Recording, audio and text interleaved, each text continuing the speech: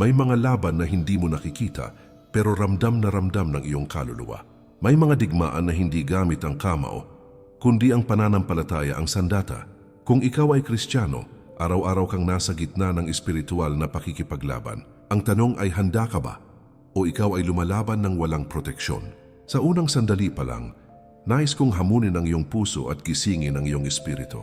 Sa Biblia, malinaw na sinasabi na ang ating kaaway ay hindi tao kundi mga puwersang espiritual. Maraming mananampalataya ang nanghihina dahil hindi nila alam ang mga sandatang ibinigay ng Diyos. May kapangyarihang nakaabang para sa iyo, ngunit nananatiling hindi nagagamit. Ang bawat Kristiyano ay tinawag hindi lang para maniwala, kundi para manindigan. Sa sandaling ito, inaanyayahan kitang buksan ang iyong isipan at puso sa katotohanan. Bago tayo magsimula, mga mahal kong manunood, iniimbitahan ko po kayo na mag-subscribe sa ating channel para lagi po kayong updated sa mga bagong videos na aking gagawin. Paki-like na din ito at share sa iyong mga kaibigan at baguhin natin ang ating buhay sa pamamagitan ng mga salita ng Diyos. Ang simpleng suporta ninyo ay paraan upang mas marami pang kaluluwa ang maabot ng mensaheng ito. Sa bawat pag-share ninyo, maaring may isang pusong magising sa pananampalataya. Sa bawat pag-like ninyo, maaring may isang Kristiyanong muling lumakas ang loob. Sama-sama nating ipalaganap ang liwanag ng salita ng Diyos. Ang buhay Kristiyano ay hindi puro biyaya kundi may kasamang pakikibaka. Hindi sapat ang magsimba lamang kung ang espiritu ay walang sandata. Itinuro ni Apostol Pablo na ang buong kasuotan ng Diyos ay dapat isuot araw-araw. Hindi ito simbolo lamang kundi gabay sa tunay na buhay. Ito ang dahilan kung bakit mahalagang malaman ang mga sandatang espiritual na ito. Sa video na ito, ating tatalakayin ang 8 espiritual na sandata na dapat gamitin ng bawat Kristiyano. Ito ay hindi gawa ng tao, kundi ipinahayag ng Diyos sa pamamagitan ng kanyang salita. Bawat sandata ay may layunin at kapangyarihang magbago ng buhay. Kung ikaw ay dumaranas ng takot, panghihina o pagkalito, ang mensaheng ito ay para sa iyo. Manatili ka hanggang dulo at hayaan mong ang Diyos mismo ang magsalita sa iyong puso. Number 1. Ang salita ng Diyos bilang tabak ng espiritu. Ang salita ng Diyos ang pangunahing sandata ng bawat Kristiyano sa gitna ng espiritual na pakikipaglaban sa araw-araw na buhay. Ito ang tabak ng espiritu na binanggit sa Biblia na may kapangyarihang bumutas sa kasinungalingan at gumising sa konsensya ng tao. Sa tuwing binabasa at pinaniniwalaan ng salita ng Diyos, ay nagkakaroon ng liwanag ang puso ng isang mananampalataya kahit siya ay nasa gitna ng pagsubok. Hindi ito karaniwang aklat lamang, kundi buhay na tinig ng Diyos na patuloy na nagsasalita sa kanyang mga anak. Maraming Kristiyano ang nananatiling mahina sa pananampalataya dahil bihira nilang hawakan ang salita ng Diyos. Kapag dumating ang tukso, takot at pagdududa, ay mabilis masira ang paninindigan ng pusong walang matibay na pundasyon. Ang salita ng Diyos ang katotohanang nagbibigay lakas at direksyon sa gitna ng magulong mundo. Ito ang paalala ng Diyos kung sino tayo bilang kanyang anak at kung anong buhay ang nais niyang ipamuhay natin. Si Jesus mismo ang pinakamalinaw na halimbawa ng paggamit ng salita ng Diyos bilang sandata laban sa kaaway. Sa ilang kung saan siya ay tinukso, ay hindi siya gumamit ng sariling karunungan kundi ng salita ng Diyos. Ipinapakita nito na ang kapangyarihan ay hindi nanggagaling sa talino ng tao kundi sa katotohanang nagmumula sa Diyos. Kung si Jesus na anak ng Diyos ay kumapit sa salita, ay higit na dapat itong yakapin ng bawat Kristiyano. Ang pagbabasa ng Biblia ay hindi lamang gawain kapag may problema o kapag may mabigat na dinadala sa puso. Ito ay dapat maging bahagi ng pang-araw-araw na buhay ng isang mananampalataya tulad ng pagkain at paghinga. Sa patuloy na pakikinig sa salita ng Diyos, ay unti-unting binabago ang pag-iisip, ugali at desisyon ng isang tao. Dito hinuhubog ng Diyos ang isang Kristiyano upang maging matatag, mapagpakumbaba at tapat sa kanyang kalooban. Kapag ang salita ng Diyos ay nananahan sa puso, ay nagiging matibay ang pananampalataya sa gitna ng unos ng buhay. Hindi ka basta-basta matitinag ng takot, kasalanan o panlilinlang ng mundo dahil ang katotohanan ay nasa iyo. Ang salita ng Diyos ang sandatang nagbibigay tagumpay laban sa kasamaan at lakas laban sa panghihina. Ito ang unang espiritual na sandata na dapat gamitin ng bawat Kristiyano upang mamuhay ng may tapang pag-asa at pananalig sa Diyos. Number 2, panalangin bilang kalasag ng mananampalataya. Ang panalangin ay isang banal at makapangyarihang sandata na ibinigay ng Diyos sa bawat Kristiyano. Ito ang daan upang direktang makipag-usap ang tao sa Diyos na may hawak ng lahat ng bagay. Sa panalangin inilalapit ng mananampalataya ang kanyang puso, kasama ang takot, pag-asa, sakit at pasasalamat. Ito ang sandatang hindi naririnig ng mundo, ngunit lubos na kinikilala ng langit. Maraming Kristiyano ang dumaranas ng panghihina dahil napapabayaan nila ang buhay panalangin. Kapag ang tao ay puro gawa ngunit walang panalangin, ay madaling mapagod ang kanyang espiritu. Ang panalangin ang nagpapaalala na ang tagumpay ay hindi galing sa sariling lakas kundi sa Diyos. Sa bawat panalangin iniaalay, ay kinikilala natin na tayo ay lubos na umaasa sa kanyang biyaya. Sa Biblia makikita na ang panalangin ay sentro ng buhay ng mga lingkod ng Diyos. Si Daniel ay patuloy na nanalangin kahit alam niyang kapalit nito ay kapahamakan sa kanyang buhay. Si David ay laging dumudulog sa Diyos sa panalangin sa oras ng ligaya at matinding pagsubok. Si Jesus mismo ay madalas manalangin sa tahimik na lugar upang manatiling malapit sa Ama. Ang panalangin ay nagsisilbing kalasag na nagbabantay sa puso at isipan ng mananampalataya. Kapag ang kaaway ay nagtatanim ng takot at pagdududa, ang panalangin ang nagdadala ng kapayapaan. Sa panalangin inilalagak natin sa Diyos ang mga bagay na hindi natin kayang pasanin mag-isa. Dito rin tayo tumatanggap ng lakas, tapang at kaliwanagan mula sa Espiritu Santo. Ang panalangin ay hindi lamang healing, kundi pakikinig din sa tinig ng Diyos. Sa katahimikan ng panalangin nahuhubog ang puso upang sumunod sa kanyang kalooban.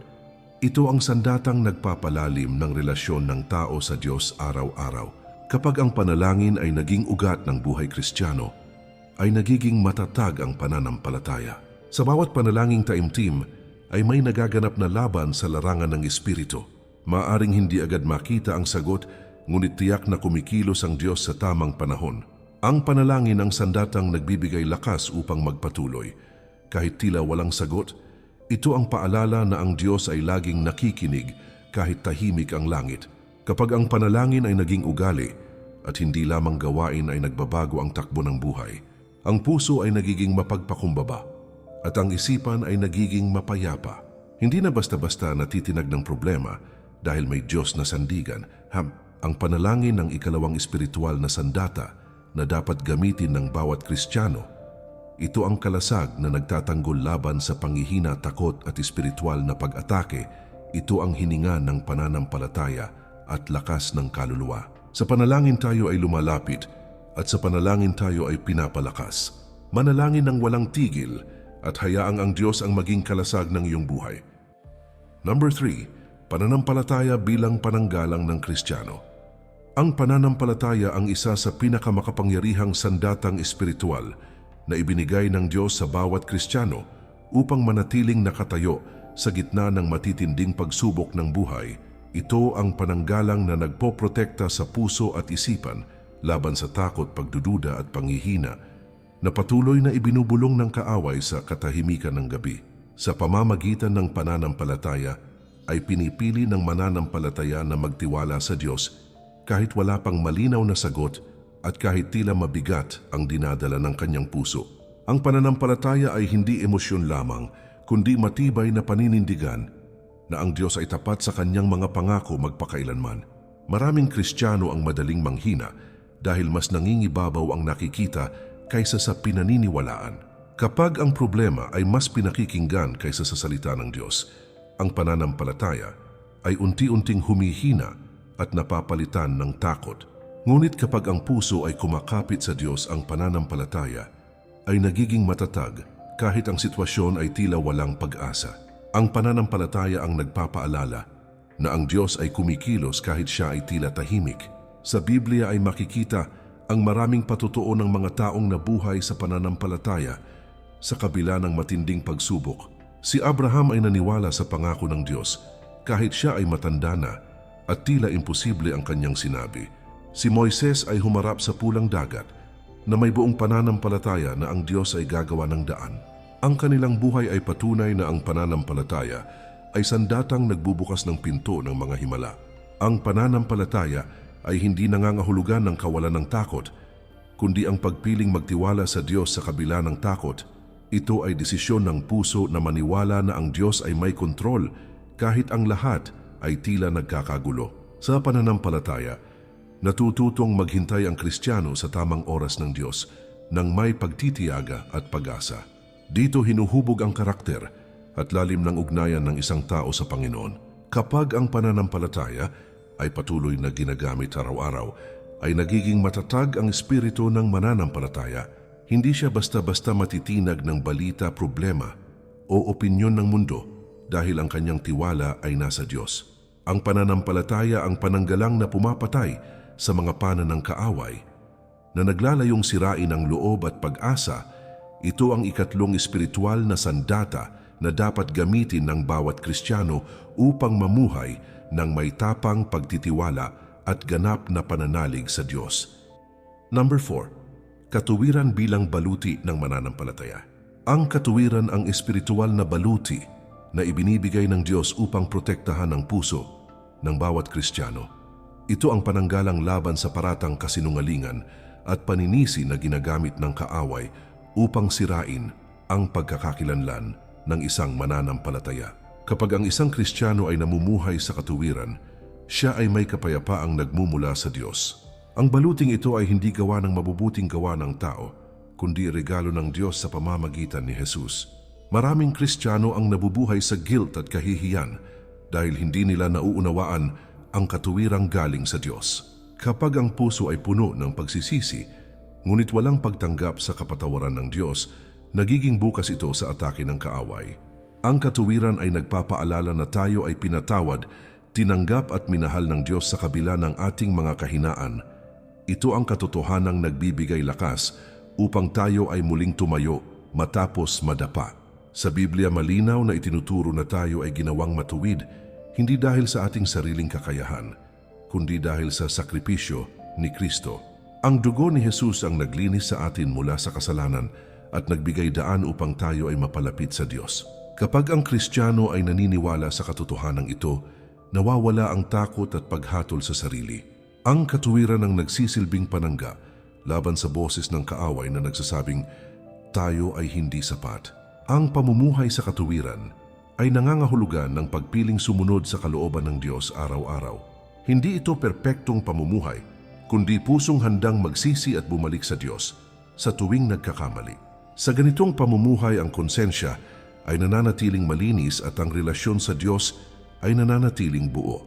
Ang katuwiran ang nagbibigay lakas ng loob upang mamuhay ng may integridad sa gitna ng tukso.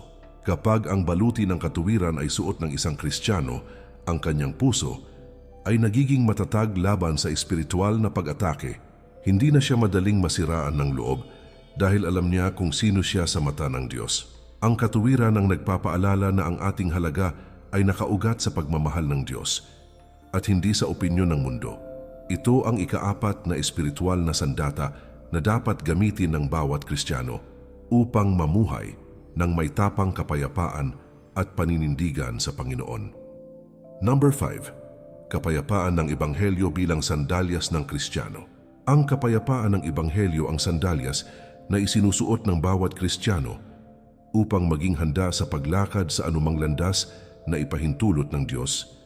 Ito ang nagbibigay katatagan sa bawat hakbang ng mananampalataya sa gitna ng kaguluhan, takot at kawalan ng katiyakan sa mundo. Kapag ang puso ay may kapayapaan mula sa Diyos, ang buhay ay nagiging matatag kahit ang paligid ay puno ng problema. Ang kapayapaang ito ay hindi nagmumula sa sitwasyon kundi sa malalim na relasyon sa Diyos. Maraming Kristiyano ang natitinag sa pananampalataya dahil ang kanilang puso ay puno ng pagkabalisa at pangamba. Kapag wala ang kapayapaan ng Ebanghelyo, ang bawat pagsubok ay nagiging pabigat at dahilan ng panghihina. Ngunit kapag ang Kristiyano ay nakaugat sa kapayapaang bigay ng Diyos, ang bawat problema ay nagiging pagkakataon upang mas lalo siyang makilala. Ang kapayapaan ng Diyos ang nagpapatibay sa puso upang magpatuloy kahit mahirap ang daan. Sa Biblia makikita na ang kapayapaan ay isa sa mga pangakong iniwan ni Jesus sa kanyang mga tagasunod. Sinabi niya na ang kapayapaang ibinibigay niya ay hindi tulad ng kapayapaang iniaalok ng mundo. Ito ay kapayapaang nananatili kahit may unos, kahit may luha, at kahit may sakit ang puso. Ang ganitong kapayapaan ang nagbibigay lakas upang harapin ang bawat araw ng may pagtitiwala sa Diyos.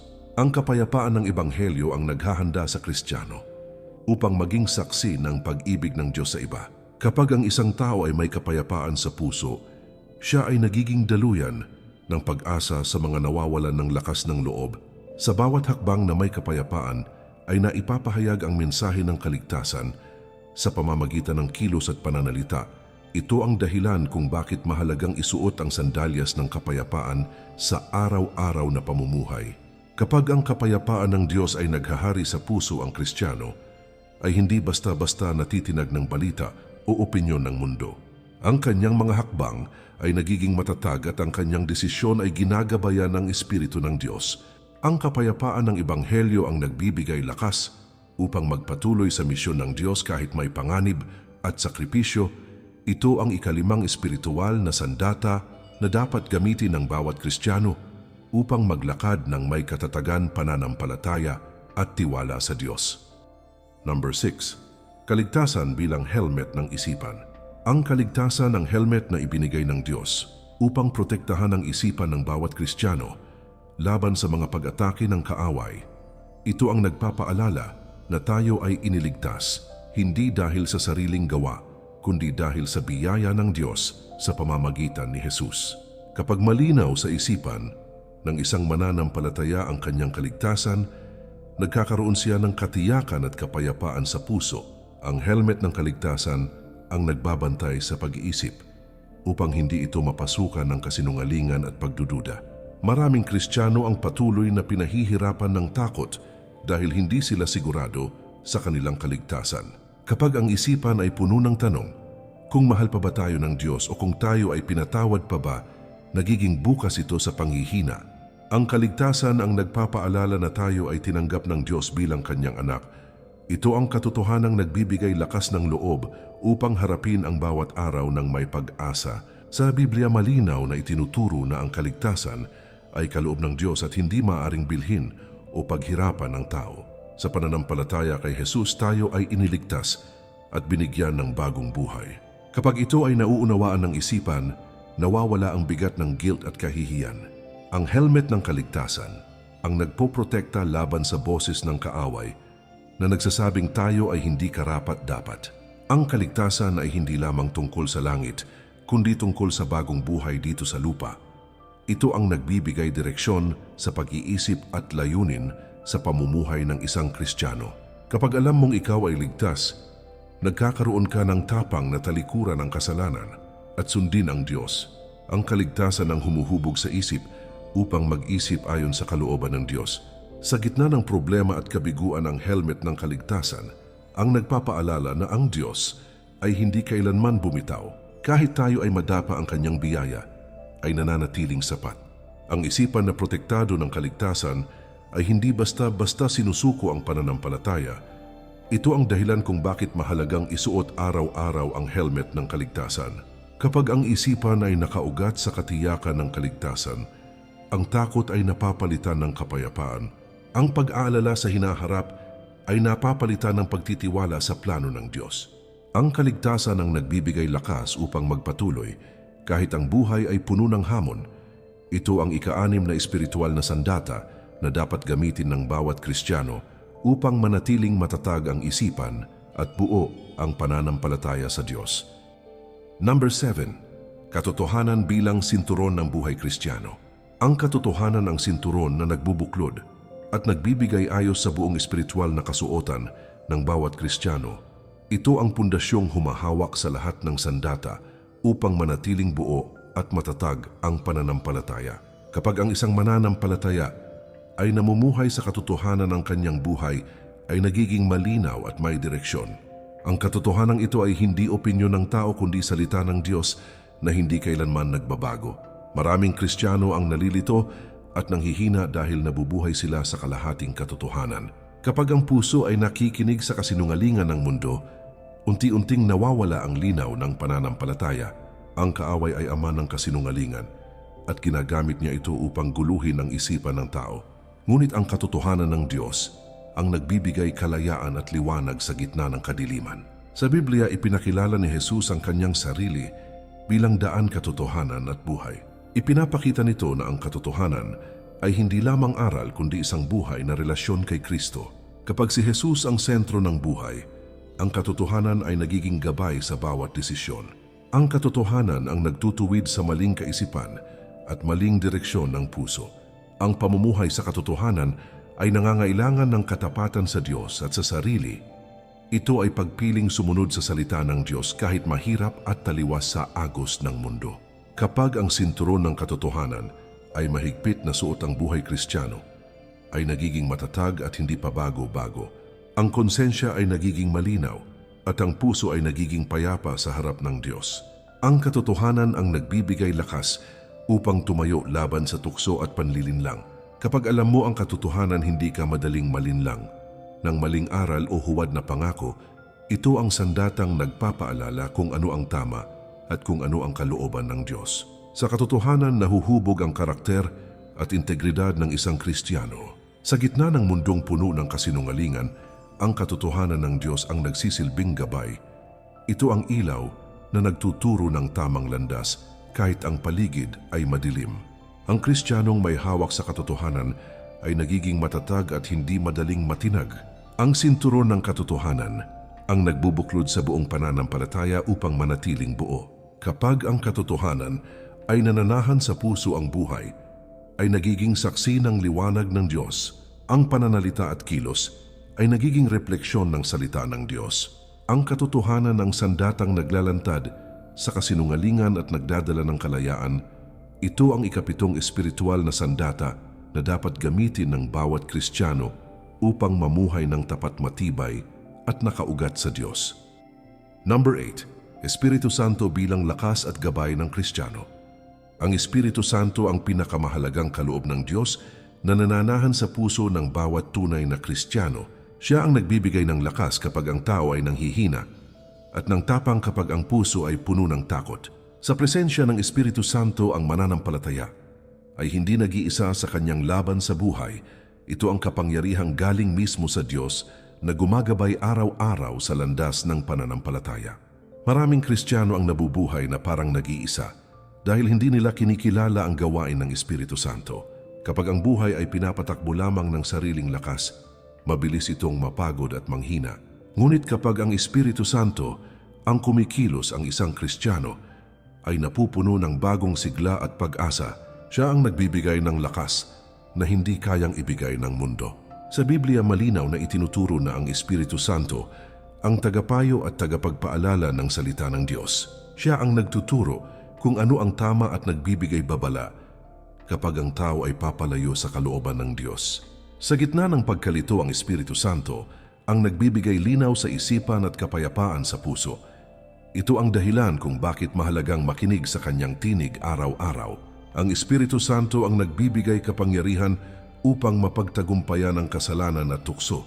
Hindi kayang talunin ng tao ang kasalanan sa sariling kakayahan lamang. Sa tulong ng Espiritu Santo, ang puso ay nababago at ang pagnanasa ay unti-unting nahuhubog. Ito ang lakas na nagmumula sa Diyos upang mamuhay ng banal at kalugod-lugod sa Kanya. Kapag ang Espiritu Santo ang gumagabay, ang Kristiyano ay nagkakaroon ng bunga sa kanyang buhay. Ang pag-ibig, kagalakan, kapayapaan, pagtitiyaga at kabutihan ay unti-unting nahahayag sa kanyang pagkatao. Ito ay patunay na ang Diyos ay kumikilos sa loob at labas ng kanyang buhay.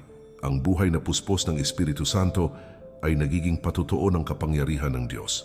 Ang Espiritu Santo rin ang nagbibigay lakas upang magpatuloy kahit maraming pagsubok. Kapag ang mundo ay nagsasara ng pinto, ang Espiritu Santo ang nagbibigay pag-asa na magpatuloy. Siya ang bumubulong ng katotohanan. Kapag ang kaaway ay nagdadala ng kasinungalingan, ito ang presensya ng Diyos na nagbibigay aliw sa oras ng kalungkutan. Sa bawat laban ng buhay, ang Espiritu Santo ang nagbibigay tapang upang hindi sumuko. Siya ang nagpapaalala ng mga pangako ng Diyos kapag ang pananampalataya ay nanghihina. Ang Kristiyanong umaasa sa Espiritu Santo ay hindi basta-basta natitinag ng unos ng buhay. Ito ang lakas na nagmumula sa langit na nananahan sa puso ng tao. Ang Espiritu Santo ang ikawalong espiritual na sandata na dapat kilalanin at pahalagahan ng bawat Kristiyano. Hindi lamang siya kapangyarihan, kundi kasama sa bawat hakbang ng buhay. Sa kanyang gabay ang Kristiyano ay natutong sumunod, magtiwala at magpatuloy. Hayaan mong ang Espiritu Santo ang maging lakas at gabay ng iyong buhay araw-araw. Ang tunay na tanong ay ito: ginagamit mo ba ang mga sandatang ibinigay ng Diyos sa iyong araw-araw na buhay? Ang kaalaman ay simula lamang, ngunit ang pagsunod ang magdadala ng tunay na pagbabago. Ang salita ng Diyos ay hindi para lamang pakinggan, kundi para isabuhay. Sa bawat sandatang ating tinalakay, ay malinaw na ipinapakita na hindi tayo iniwang walang depensa ng Panginoon. May tabak, may kalasag, may baluti, at may gabay na handang kumilos para sa atin. Hindi man natin nakikita ang laban sa ating paligid, tiyak na may nangyayaring labanan sa larangan ng Espiritu. At sa laban na iyon, ikaw ay tinawag, hindi upang matalo kundi upang magtagumpay sa pamamagitan ni Kristo. Huwag mong maliitin ang kapangyarihang inilagay ng Diyos sa iyong kamay.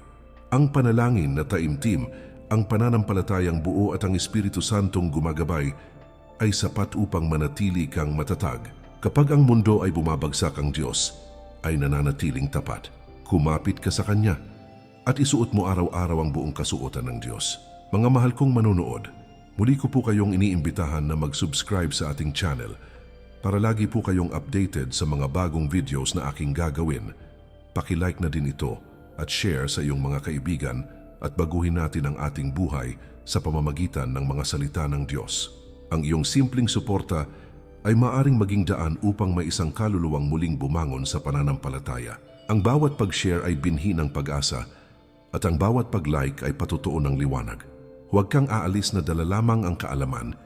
Dalhin mo ang paninindigan, lumakad ka sa kapayapaan, mamuhay sa katotohanan at magtiwala sa kapangyarihan ng Diyos. Ang laban ay totoo, ngunit ang tagumpay ay tiyak sa mga nananatili kay Kristo. Hanggang sa muli at nawa ang biyaya at kapangyarihan ng Diyos ay patuloy na sumainyo.